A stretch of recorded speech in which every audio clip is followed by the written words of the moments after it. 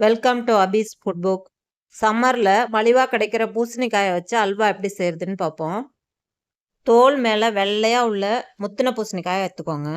விதையோட இது மாதிரி ஸ்பாஞ்ச் மாதிரி உள்ள பகுதியையும் மேல் தோலையும் சுத்தமாக எடுத்துக்கோங்க. கையில் பிடிச்சிட்டு துருவுற மாதிரி சின்ன துண்டுகளாக அரிஞ்சுக்கோங்க. பெரிய கண் உள்ள கேரட் துருவியில் எல்லாத்தையும் துருவி எடுத்துக்கோங்க. துருவும் போது ஜூஸ் அதிகமாக வரும், அதனால் இது மாதிரி விளிம்பு உள்ள பிளேட்டில் வச்சு துருவிக்கோங்க. பூசணிக்காய் துருவலை கொஞ்சம் கொஞ்சமாக எடுத்து கையால் நல்லா அழுத்தி புழிஞ்சிட்டு தனியாக எடுத்து வச்சுக்கோங்க. அப்போ தான் வதக்கும் போது ஈஸியாக இருக்கும். எல்லா துருவலையும் புழிஞ்சு எடுத்ததுக்கப்புறம் பிளேட்டில் இருக்கிற ஜூஸை ஒரு வடிகட்டியில் வடிகட்டி தனியாக எடுத்து வச்சுக்கோங்க. இந்த ஜூஸையும் அல்வாவில் தான் சேர்த்து செய்ய போகிறோம், ஆனால் வதக்கும் போது கஷ்டமாக இருக்குங்கிறதுனால தான் வடிகட்டி தனியாக எடுக்கிறோம். புழிஞ்சு வச்சுருக்க பூசணிக்காய் துருவலை ஒரு கப்புலேயோ இல்லை பாத்திரத்துலேயோ அளந்துக்கோங்க. அப்போ தான் ஜீனி அளந்து சேர்க்கறதுக்கு ஈஸியாக இருக்கும். துருவலை அளக்கும்போது கையால் நல்லா அழுத்தி அளந்துக்கோங்க. 1 கப் துருவலுக்கு 1/2 கப் ஜீனி, அதுதான் அளவு. நீங்கள் அதிகமாக ஸ்வீட் வேணும்னு சொன்னால் 3/4 கப் வரைக்கும் சேர்த்துக்கலாம். மிதமான இனிப்பு போதுங்கிறதுனால 5 கப்புக்கும் 2.5 கப் ஜீனி எடுத்திருக்கேன். ஒரு குக்கரில் 2.5 டேபிள் ஸ்பூன் நெய் சேர்த்துட்டு புழிஞ்சு வச்ச பூசணிக்காய் துருவலை சேர்த்து ஒரு 3 நிமிஷம் போல் நல்லா வதக்கிக்கோங்க. வதங்கி லைட்டாக கலர் மாறினோன்னே ஜூஸை எடுத்து ஊற்றி நல்லா கலந்துட்டு குக்கரை மூடி வெயிட் போட்டு 3 விசில் விட்டுக்கோங்க.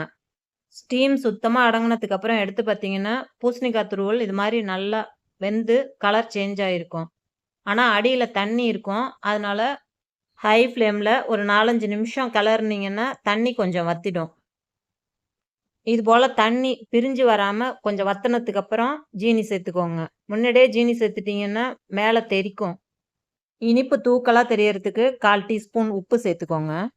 ஜீனி கரைஞ்சதும் கலவை தண்ணி ஆகிடும்.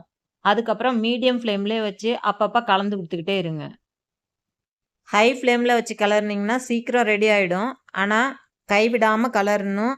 இன்னொன்று, இந்த பாகு மேலே தெறிக்கும், அதனால் மீடியம் ஃப்ளேமில் வச்சு அப்பப்போ கிளறி விட்டிங்கன்னா போதும். இதையே வெல்லம் சேர்த்து செய்கிற மாதிரி இருந்ததுன்னு 1 கப் பூசணிக்காய் துருவலுக்கு 3/4 கப் துருவின வெல்லம் சேர்த்து செய்யுங்க. ஹல்வா நேச்சுரல் கலராகவே இருந்தால் போதும்னு நினச்சிங்கன்னா கலர் சேர்க்க வேண்டாம். தேவைப்பட்டால் இந்த ஸ்டேஜில் ஃபுட் கலர் சேர்த்து கலந்துக்கோங்க. கொஞ்ச நேரம் கலர்னதுக்கு அப்புறம் அல்வா ஓரளவு இறுகி இது மாதிரி பாகு பிரிஞ்சு வரும். அந்த பாகை கையில் எடுத்து பார்த்தீங்கன்னா 1/2 கம்பி பதம் இருக்கணும். அந்த ஸ்டேஜில் அடுப்பை நிறுத்திடுங்க. இதுக்கு மேலே கிளறினீங்கன்னா மேலே ஜீனி பூத்து போயிடும். கரண்டியில் எடுத்து விட்டிங்கன்னா இது மாதிரி ஈஸியாக விழணும், அதுதான் பதம். 1/2 டீஸ்பூன் ஏலக்காய் பொடி, 7-8 முந்திரியை 1 டேபிள் ஸ்பூன் நெய்யில் வறுத்து சேர்த்து கலந்துக்கோங்க. இந்த பூசணிக்காய் அல்வாவை 1 வாரம் வரைக்கும் வச்சு சாப்பிட்லாம், நல்லாயிருக்கும். இந்த அல்வாவோட ரோஜா குல்கந்து வாங்கி கலந்தீங்கன்னா இது பூசணிக்காய் குல்கந்து, அதுவும் டேஸ்ட்டாக இருக்கும். உடம்புக்கும் ரொம்ப நல்லது. இந்த வீடியோ உங்களுக்கு பிடிச்சிருந்துன்னா லைக் பண்ணுங்கள், ஷேர் பண்ணுங்கள், கமெண்ட் பண்ணுங்கள், சப்ஸ்கிரைப் பண்ணுங்கள். தேங்க்யூ.